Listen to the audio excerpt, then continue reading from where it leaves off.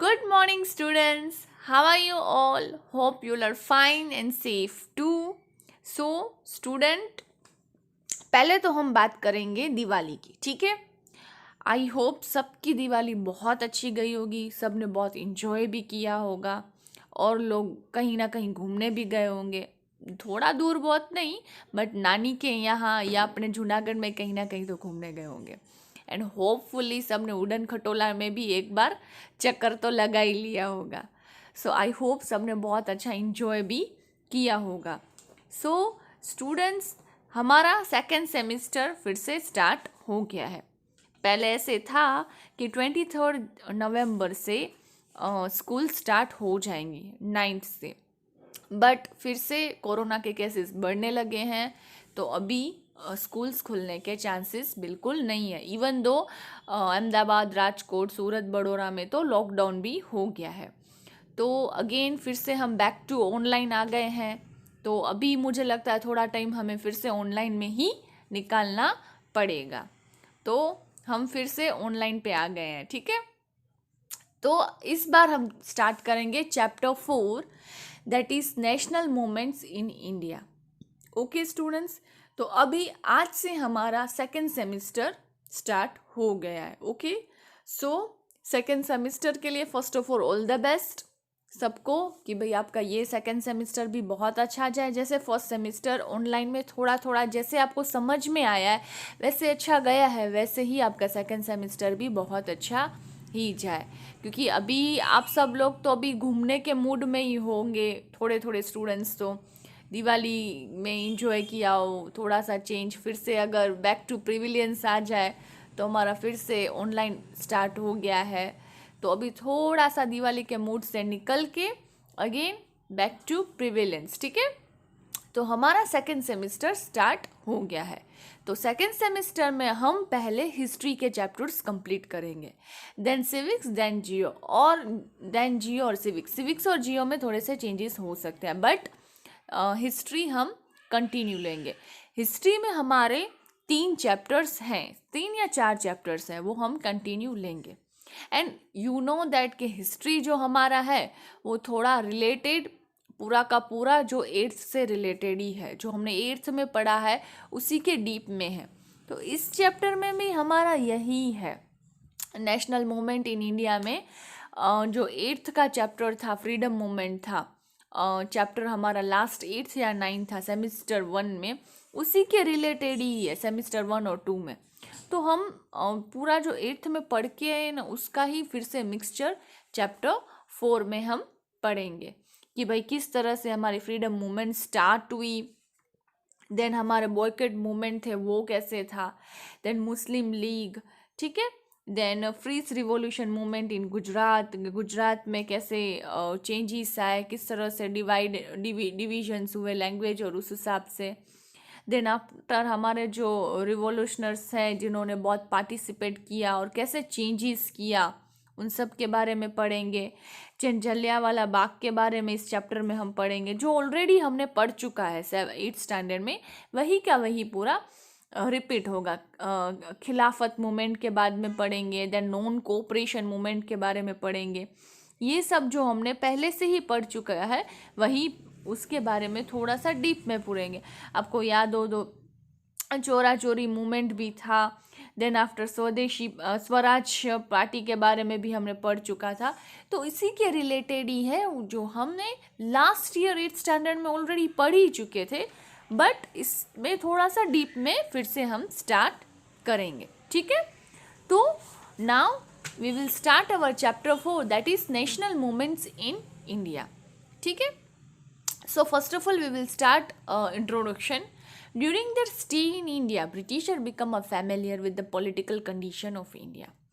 The British East India Company took advantage of the political disputes or internal weaknesses of India. From 1757 AD, after creeping into a Bengal, to the uprising of 1857 AD, it established its supremacy over India in its 100 years of rule. In order to maintain this supremacy, the English gradually developed a strong administrative structure in the country. Through this administrative structure, common laws, common administration, and legal system according to the British system came into existence. Yet, the English residing in India established such a law administration that England would get more benefit. As the coast of India, they made England prosperous and exploited India the most. देखो students, जैसे कि आपको पता ही था कि धीरे धीरे जैसे ब्रिटिशर्स ने अपना पाँव जमा ही लिया था, धीरे धीरे वो अपना पाँव जमा के राज उनका जो था, जैसे वो पूरा का पूरा इंडिया उन्होंने हड़प कर ही लिया था, उस हिसाब से वो लोग क्या करते थे कि सब चीज़ों में पहले तो इंटरफेयर करने लगे थे कि भाई हर एक में एडमिनिस्ट्रेटिव सिस्टम हो या कोई भी चीज़ हो, वो लोग क्या करने लगते थे कि उसमें इन्वॉल्वमेंट जो था वो बढ़ाने लगते थे। ठीक है, उसी तरह से कोई भी चीज़ हो, उन्होंने क्या किया, अपना ही फ़ायदा देखा। डिवाइड एंड रूल की जो पॉलिसी थी, उन्होंने उस पर बरकरार अपना काम किया और वहीं पे उन्होंने क्या किया, अपना पैर अपना कदम बना के रखा। क्योंकि हमारे में कमी तो यही थी कि हमारे में जो क्या था कि भाई यूनिटी नहीं थी, और उनका ही ब्रिटिशर्स ने स्टार्टिंग से लेके एंड तक फ़ायदा लिया। लास्ट में भी लॉर्ड मिंटो ने यही किया था ना, माउंटबेटन थे, हाँ शायद लॉर्ड माउंटबेटन ही थे जिन्होंने यही किया था कि भाई डिवाइड एंड रूल पॉलिसी की थी और इंडिया एंड पाकिस्तान में डिविजन्स लाए थे। फाइन। तो ये जो ब्रिटिशर्स क्यों करते थे, क्योंकि उनको क्या था कि इंडिया क्या थी, इंडिया के पास ग्लोरी थी, पैसा था, सब कुछ था, बट वीकनेस उन्होंने क्या पकड़ ली थी, हमारे में यूनिटी ना होने के कारण उन्होंने हमारा क्या पकड़ लिया था, वीक पॉइंट पकड़ लिया था। और उस हिसाब से उन्होंने क्या किया, यहाँ पे राज करते गए करते ही गए, आगे बढ़ते ही गए। तो उसी हिसाब से उन्होंने क्या किया कि इंग्लिश एडमिनिस्ट्रेटिव सिस्टम जो थी, पहले तो उन्होंने इंग्लिश कम्युनिकेशन स्टार्ट करवाई। क्यों? क्योंकि उनको हमारी लैंग्वेज में बहुत दिक्कत आती थी, वो लोग हमारी लैंग्वेज समझ ही नहीं पाते थे, और उनकी वजह से क्या दिक्कत होने लगी कि प्रॉब्लम ये आने लगी कि किस तरह से उनको अपना काम बढ़ाने के लिए उन्होंने क्या किया, अपनी लैंग्वेजेस जो थी ना, उन्होंने इंग्लिश स्टार्ट करवा दी, लोगों को इंग्लिश एडुकेशन दी, और उस हिसाब से कहीं ना कहीं हमें क्या हुआ, प्रॉफिट भी हुआ। प्रॉफिट किस बात का हुआ, प्रॉफिट इस बात का हुआ कि पढ़ाई के साथ ही हमें पता लगने लगा कि कैसे आगे बढ़ रहा है। ऐसे जैसे कि मैंने आपको पहले भी बोला है, एजुकेशन के हिसाब से हमारा माइंड क्या होता है, डेवलप्ड होता है। एजुकेशन से हमें ये पता चलता है कि कौन सी सिस्टम कहाँ चल रही है, कहाँ नहीं चल रही। अभी आप लोकल नॉर्मल एक लेबर को ले लो और एक पढ़े लिखे इंसान को ले लो, आपको उनकी पर्सनालिटी, उनके बातचीत करने की, बिहेवियर की, एटमॉस्फेयर की आपको डिफरेंसेस पता चल ही जाएगी। तो क्यों बोलते हैं एजुकेशन ज़रूरी है? एजुकेशन इसलिए ज़रूरी है क्योंकि हमारा माइंड डेवलप्ड होता है। अभी ब्रिटिशर्स ने क्या सोचा, हम यहाँ पे इंग्लिश एजुकेशन देंगे तो हमारा ही काम इजी होगा, क्योंकि उनको हमारी लैंग्वेज समझ में नहीं आती थी और हमें उनकी लैंग्वेज में दिक्कत होती थी, पर कम कराते तो वो हमसे लेबर वर्क ही थे। तो what they had think, they think we will start the English education in India, so the work will be easy and they get more and more benefit and profit in their business, as they are thinking, is they are think that if they ever do like that, then they will get more and more benefit from their business. But थोड़ा सा हुआ क्या, what happened कि जैसे ही यहाँ के लोग बाहर पढ़ने गए and they saw that the Britishers are too rich and whatever they are gaining from the world, the most of the things they are gaining and they are getting the profit from India. अभी देखो common sense की बात है ना, आप जो भी चीज़ें लोगे, आप कोई भी चीज़ लो, आप कहीं पे पढ़ने गए, अभी देखो इंग्लिश एजुकेशन स्टार्ट किसने करवाई, तो ब्रिटिशर्स ने करवाई। तो यहाँ के लोग काफ़ी थे जो बाहर पढ़ने गए, इवन दो गांधी जी भी तो बाहर लोग करके आए ना, पढ़ने गए, तब हमें पता चला ना, पढ़ के बाहर आए, फिर इनको पता चला ना कि यहाँ पे इंडिया की कंडीशंस क्या है। तो जैसे ही उन्होंने एजुकेशन यहाँ पे स्टार्ट करवाई, लोगों को अवेयरनेस आई, काफ़ी लोग बाहर पढ़ने भी गए, उस हिसाब से उनको ऐसे मिला कि नहीं, ये लोग तो जो भी प्रॉफिट ले रहे हैं हमारे से ले रहे हैं, राज हम पे कर रहे हैं पर पे हम उनको ही कर रहे हैं। ये गलत थिंग है। इवन दो लोग पढ़ने जाते थे बाहर तो ब्रिटिशर्स इंडियंस को जूते के हिसाब से समझते थे।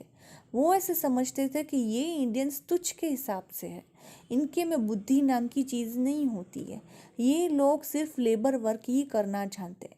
पर हमने पढ़ाई की हो, हमने दुनिया देखी हो, तो हमें ऐसे लगने लगे ना ये तो गलत हो रहा है, ये तो हमारे साथ बिल्कुल गलत हो रहा है। अगर हम लेबर हो, हमें पढ़ाई करना ही कुछ आती ना हो, तो हम समझ नहीं पाए, तो हम ये समझे कि भाई नहीं, किंग कौन है, तो ब्रिटिशर्स है, हम उनके गुलाम हैं।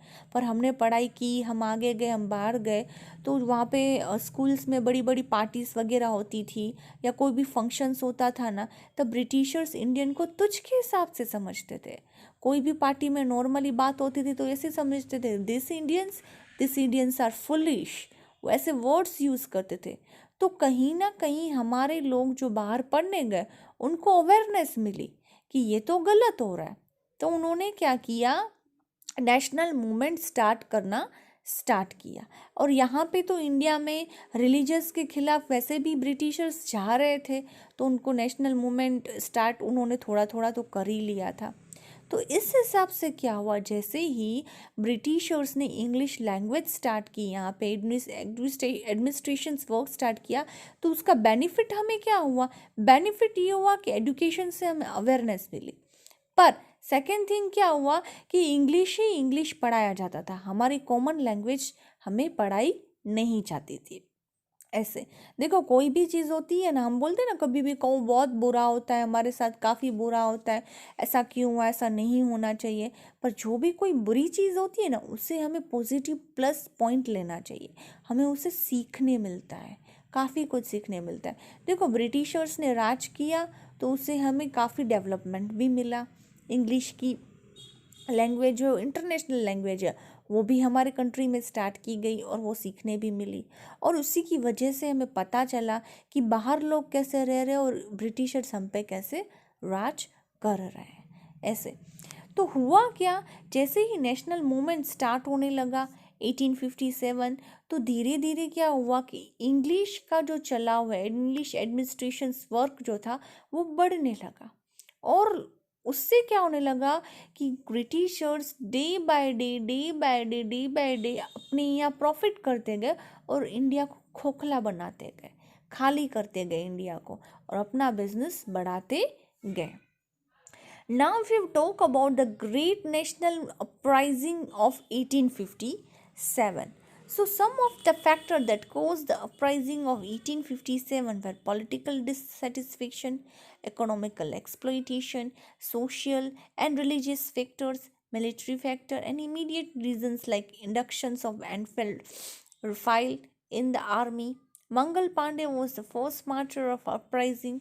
Several revolutionaries like Nana Sahib, Tatya तोप, Raja Kunwar Singh, Rani Lakshmi Bai, Bahadur Shah Zafar, etc. took the part in it. The uprising of 1857 produced many effects, among which are the end of the company rule in India and the rule of the Britishers' crown, ruled by the Queen Victoria, changed in administrative, military, social, religious, and policies. The reason responsible for the failure of 1857 uprising and the beginning of uprising before the planned time, lack of central leadership, insufficient and unsophisticated weapon, importance of self-centered interest, then nationalism amongst the revolutionaries, lack of suitables and organized leadership, etc. You have already studied in detail in the previous class. Yes, as you know that ये सब हमने semester first standard eight last second और last chapter national freedom movement of 1857 में पढ़ ही लिया था कि freedom movement start कैसे हुआ। तो जब जैसे ही पता चला कि इनकी जो राइफल होती है, बंदूकें होती है, उसमें जो यूज़ किया हुआ होता है वो मांस यूज़ किया हुआ होता है। किसका मांस? तो पिग और गाय का। जैसे कि आपको पता है हिंदू जो है वो गाय को इतना मानते हैं और मुस्लिम जो है वो पिग को अपना भगवान की तरह मानते हैं। तो उनको पता चला कि इसमें इन दोनों का मांस यूज़ किया होता है और वो जो बम हमें फोड़ने के होते हैं वो मुंह में डाल के फोड़ने के होते हैं। तो क्या हुआ, उन्होंने स्टार्ट किया क्या, तो भाई खिलाफ नेशनल मूवमेंट स्टार्ट हुआ तब से, क्योंकि उनको ऐसे लगा कि हम ये चीज़ नहीं कर सकते। अब जाहिर सी बात है, जिस चीज़ को जिसे हम भगवान मानते हो उसी के मांस का टुकड़ा हम राइफल में यूज़ करें और उसको क्या कहते हैं कि भी आर्मी बनाए या बैटल में यूज़ करें, तो वो तो हमारे खिलाफ ही है ना। कोई भी चीज़ हो, पहली बात तो ये कोई भी एनिमल को मार के कोई भी चीज़ बनाना वो सही बात है ही नहीं। जैसे कि हंटिंग जो था, पहले बहुत ही शिकार वगैरह होते थे, वो क्या हो गया, सडनली बंद करवा लिया। क्यों? क्योंकि किसी भी एनिमल को मारना वो हमारा राइट नहीं है। भगवान ने जैसे ही हमें जीव एज अ ह्यूमन बीइंग बनाया, उसी तरह सारी जो भी जितने भी वर्ल्ड में एनिमल्स वगैरह हैं उनको बर्थ और डेथ देने वाला कौन है, तो गॉड है।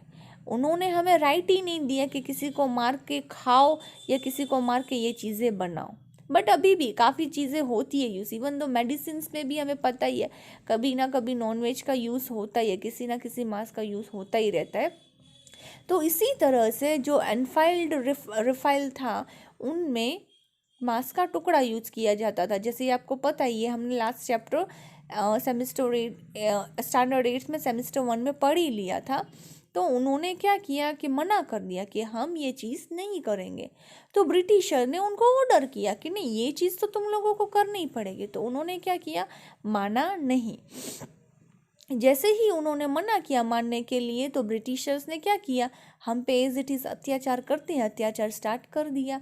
हमको मारना और फिर पीटना, हंटिंग करना, उनके लिए वो सब तो चीज़ें कॉमन थी। तब नेशनल मूवमेंट स्टार्ट हुआ।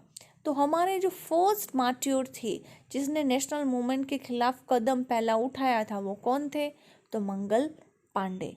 मंगल पांडे वो फर्स्ट पर्सन थे जिन्होंने मना किया था कि वो ये चीज़ करेंगे नहीं। उन्होंने सीधा का सीधा क्या कर डाला था, मना कर डाला था। तब क्या हुआ, मंगल पांडे को स्ट्रिक्टली वार्न किया गया था कि नहीं, तुम लोगों को ये चीज़ तो करनी ही पड़ेगी। तो उन्होंने क्या किया था, मंगल पांडे ने तभी के तभी तब जो उनके मैनेजर थे, लॉर्ड थे, तब उनको क्या कर डाला था, वहीं के वहीं गोली मार दी थी। और उसके खिलाफ उसके साथ जो भी बोलते हैं कि भाई पुलिस वगैरह होती है या जो उनके साथ जो ऑफिसर्स थे, उसको भी उन्होंने क्या कर डाला था, गोली मार दी थी। बट आपको याद हो तो नेशनल मूवमेंट के स्टार्टिंग में हमने कुछ प्लान किया जो था, जो 10th मई को नेशनल मूवमेंट जो हमारा था वो होने वाला था। 10th में उसकी फाइनल डेट थी, या उससे पहले हो गया था या उसके बाद 10th में जो था वो पहले हो गया था। हमने नेशनल मूवमेंट का डे कुछ और डिसाइड किया था कि हम ये सब खिलाफ करेंगे। तो पर ब्रिटिशर्स को क्या होने लगी थी, उसकी इत्तला होने लगी थी।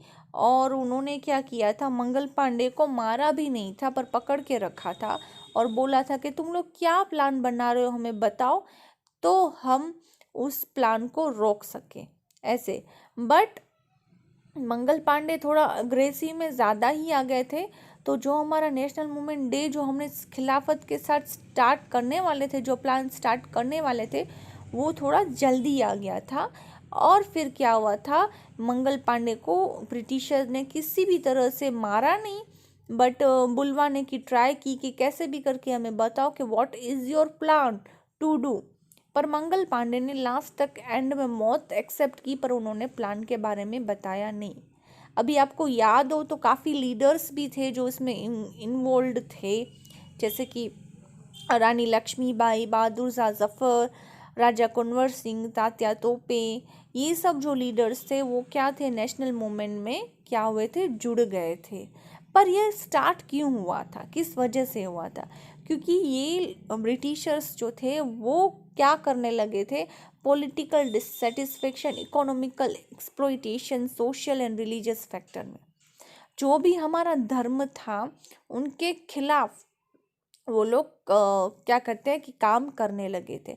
अभी देखो वैसे तो कहीं कहीं ब्रिटिशर्स राइट भी थे, जैसे कि सती करना या बोर्न बेबी को मार डालना, ये जो सारी चीज़ें होती थी वो होना ज़रूरी नहीं थी। वो कहीं भी लिखा नहीं था कि किसी के हस्बैंड डेथ हो जाए तो लड़की को सती हो जाना या बाल विवाह करवाना।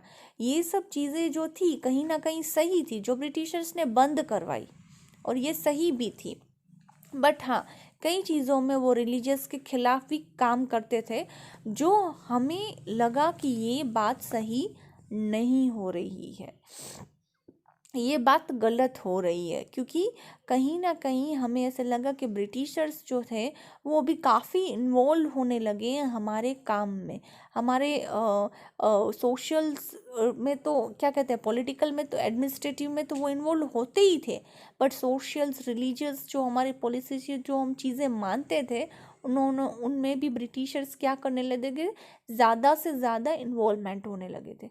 तो लोगों को ऐसे लगने लगा कि ये तो अभी हद हो रही है, कि नो डाउट एडमिनिस्ट्रेटिव वर्क में आप इन्वॉल्वमेंट करो, कोई बात नहीं, चलता है, पर धर्म के खिलाफ भी उन्होंने बहुत ही अपना ही काम करवाना स्टार्ट किया था। उनको ऐसे था कि भाई हम क्रिश्चियंस एज अ क्रिश्चियनिटी जो है वो उसी धर्म को फॉलो कर रहे हैं, तो सबको अपने ही धर्म में वो ढालते जा रहे थे। और कहीं ऐसे नहीं लिखा है कि कंपलसरी हमें धर्म चेंज करने का, जिस धर्म को हम मानते हैं उसी धर्म को हमें फॉलो करना चाहिए। बट ब्रिटिशर्स ऐसा इन्वॉल्वमेंट करते थे कि कैसे भी करके क्या करते थे कि भाई नहीं, है ना, सबको एक ही धर्म से पाले, जैसे कि वो खुद जो मानते थे वही की वही वो हमें भी करवाना चाहते थे, जो कहीं ना कहीं हमें ऐसा लग रहा था कि वो गलत है और वो हमें एक्सेप्ट करना नहीं था। इसलिए क्या हुआ, खिलाफत जो मूवमेंट था हमारा, क्या फ्रीडम मूवमेंट जो था वो क्या हुआ, स्टार्ट हुआ। और उसमें जो नेम आपको दे रखे हैं, जैसे कि रानी लक्ष्मीबाई, तात्या तोपे, राजा कुंवर सिंह, बहादुर शाह जफर, नाना साहेब, ये सब जो रिवॉल्यूशनर्स थे, उन्होंने क्या किया, पार्टिसिपेट किया था। और उन्होंने क्या किया था, हमारा जो फर्स्ट कदम था फ्रीडम मूवमेंट का, वो हमारा क्या हुआ था, स्टार्ट हुआ था। ओके, आपको थोड़ा सा बैक में लेके गई, मैंने थोड़ा रैपिड रिवीजन लिया कि आपको याद आ जाए कि हमने क्या क्या पढ़ा था। देखो इसमें लास्ट लाइन दे ही रखी है, you have already studies this in detail in the previous class, जो हमने प्रीवियस क्लास में पढ़ चुके थे, पूरा का पूरा रीड कर चुके थे। तो ये सब क्या हुआ था कि ये सब चीज़ें जो थी वो हमारी नेशनल मूवमेंट, फ्रीडम मूवमेंट में हमने पहला कदम रखा था, किसके खिलाफ, ब्रिटिशर्स के खिलाफ। बट वो मूवमेंट भी हमारा कहीं ना कहीं फेल गया था, क्योंकि हमें प्रॉपर मैनेजमेंट नहीं था, अग्रेसिवनेस थे, और सेकेंड थिंग इतनी अवेयरनेस नहीं थी। धीरे धीरे ये सब चीज़ें देख के लोगों में अवेयरनेस आई, और क्या होने लगा कि भाई नहीं, भाई फ्रीडम मूवमेंट के बढ़ने लगा। उससे पहले ऐसा कुछ था ही नहीं। और अगर ऐसा होता भी नहीं, फ्रीडम मूवमेंट होता भी नहीं, मंगल पांडे अगर ऐसा स्टेप नहीं लेते, तो शायद आज तक हम गुलामी होते। पर उन्होंने फर्स्ट स्टेप ये लिया, और धीरे धीरे धीरे धीरे लोगों में क्या होने लगा, अग्रेसिवनेस बढ़ने लगी, और ये कंटिन्यू चलने लगा। पढ़ाई के साथ नॉलेज भी आती गई, और हमें आज़ादी मिलने, आज़ादी के जंग खिलाफ जो था हमने कदम रखते गए, और वो हमने स्टॉप नहीं किया। ऐसे बोलते हैं ना, try try but not cry, try करते रहे बट लास्ट तक थके नहीं, और सक्सेस हमें मिल गई। जैसे कीड़ी होती है, हर बार ट्री पे चढ़ती है गिरती है, चढ़ती है गिरती है, पर जहाँ पे उसका खाना उसको लेना होता है वो लेके ही जाती है। तो वो कोई भी चीज़ में, ये तो कोई भी, ये नॉर्मल चीज़ है, कोई भी चीज़ में आप अगर अपने दिल से ट्राई करो तो उसमें हमें सक्सेस मिलती ही है। बट ये चीज़ होनी चाहिए, हमें जो ट्राई है ना वो पूरी की पूरी दिल से करनी चाहिए, तो हमें कहीं ना कहीं सक्सेस मिलती है। एंड सेकेंड थिंग, अगर हम हार भी जाते हैं तो उससे हमें कुछ ना कुछ सीखने मिलता है, काफ़ी कुछ नॉलेज मिलती है, जो कहीं ना कहीं हमें फ्यूचर में काम भी आती है। सो ये था हमारा जो नेशनल मूवमेंट स्टार्ट हुआ था, और फिर वो फेल भी हुआ था, क्योंकि हमें लैक ऑफ सूटेबल था, लैक ऑफ लीडरशिप थी जो हमें प्रॉपर नहीं थी। और वो हमें प्रॉपर करनी थी। पर धीरे धीरे हमने क्या किया, सक्सेस पा लिया और हमें आज़ादी भी मिली। Now boycott and indigenous movements. अब इस मूवमेंट में क्या था, तो इस मूवमेंट में अगर मैं आपको थोड़ा सा एक्सप्लेन करूं तो ये मूवमेंट था बंगाल का डिवाइड वाला मूवमेंट ऐसे। अब इस मूवमेंट में क्या था, इस मूवमेंट में ये था कि बंगाल जो था तब एक मेन सेंटर था इम्पोर्टेंट एक्सपोर्ट का, और बंगाल बहुत बड़ा था, ठीक है।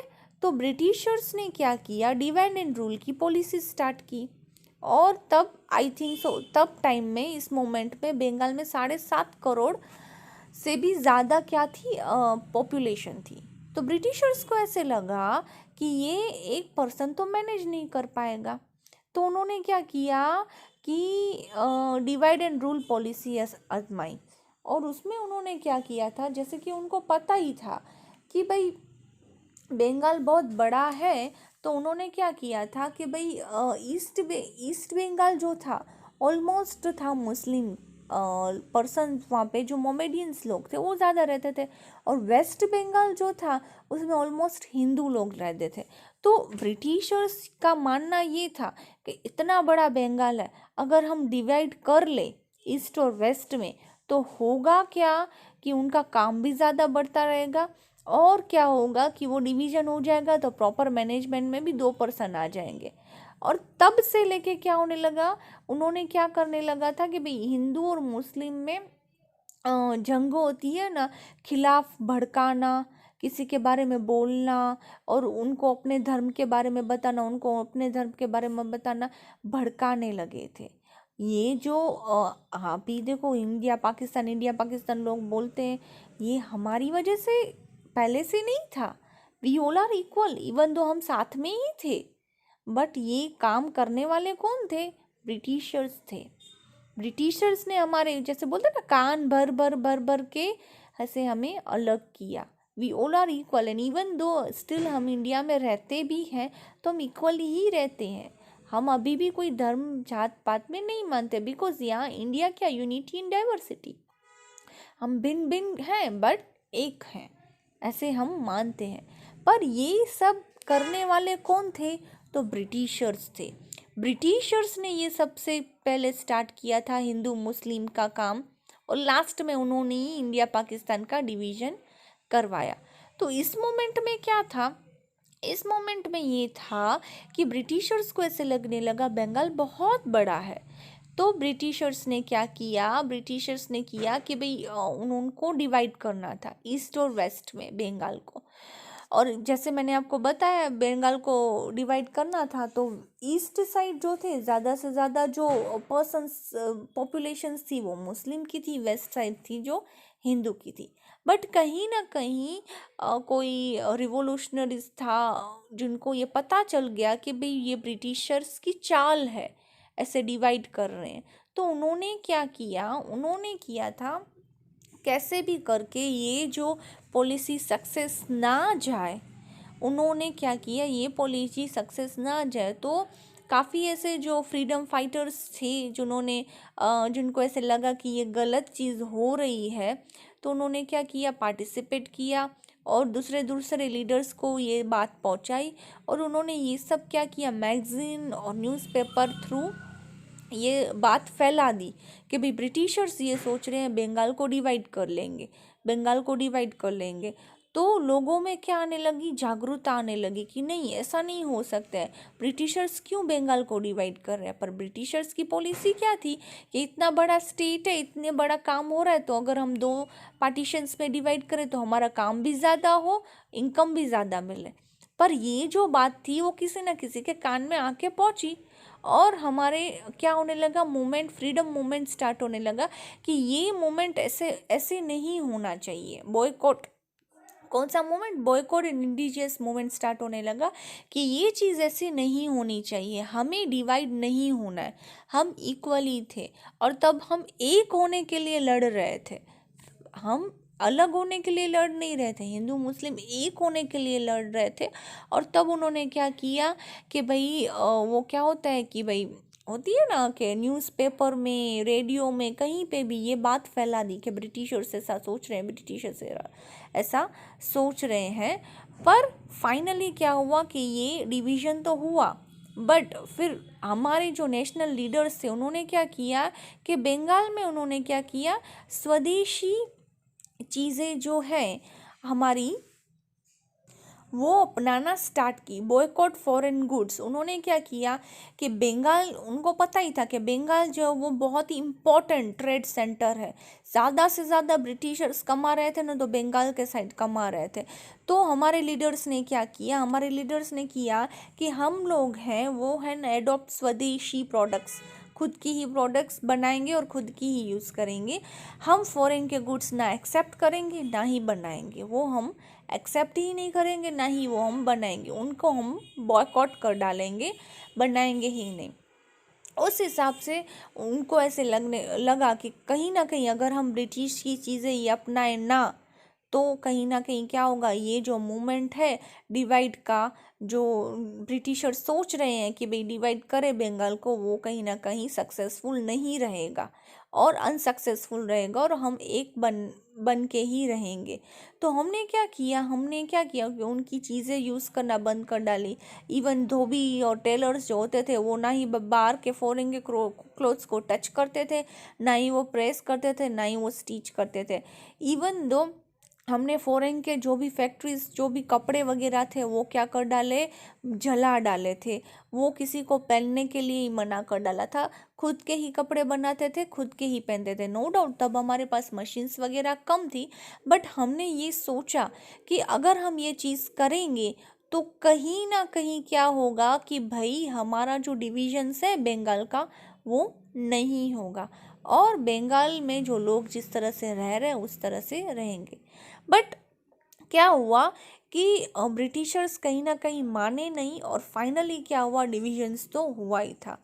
तो ये जो मूवमेंट है बॉयकॉट एंड इंडिजियस मूवमेंट, उसमें यही है कि ब्रिटिशर्स ने ऐसे सोचा कि हम लोग डिवाइड कर डालें, डिवाइड एंड रूल पॉलिसी अपनाएं, और बंग बंग मूवमेंट जो है, along with Bang Bang movement 1905 was an important event of Indian national movements and divide and rule policy. As a result, Britishers Machiavellian policies, boycott and indigenous movement got an inputs.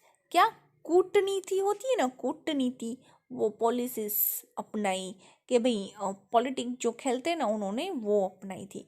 तो इस moment पे हमने यही है पूरा का पूरा कि हम लोगों को एक होके रहना था, बट ब्रिटिशर्स ने क्या किया, हमें डिवाइड किया, पर हमने अपना 110% उसमें डाला, बट कहीं ना कहीं हम फेल रहे, और ब्रिटिशर्स ने जो डेट डिक्लेयर की थी उसी डेट में उन्होंने क्या किया था, बंगाल को डिवाइड कर डाला था।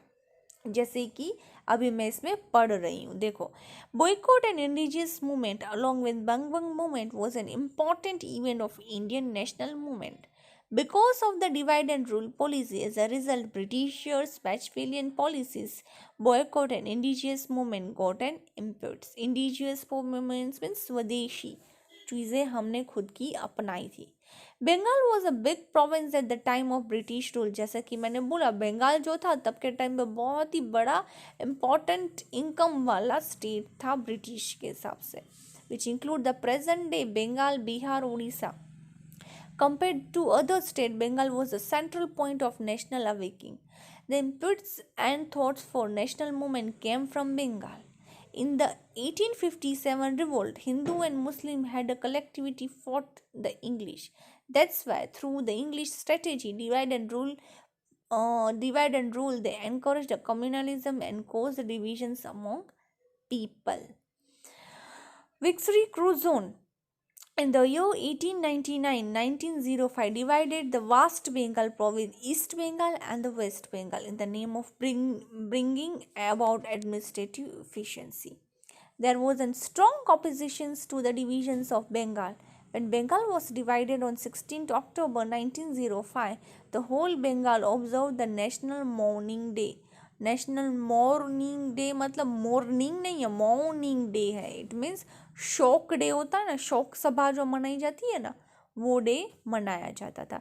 The same day as announcement about boycotting all foreign goods and encouragement to use indigenous goods was made. Not merely Bengalis but the other Indians along began to believe that these divisions had been done to curtail the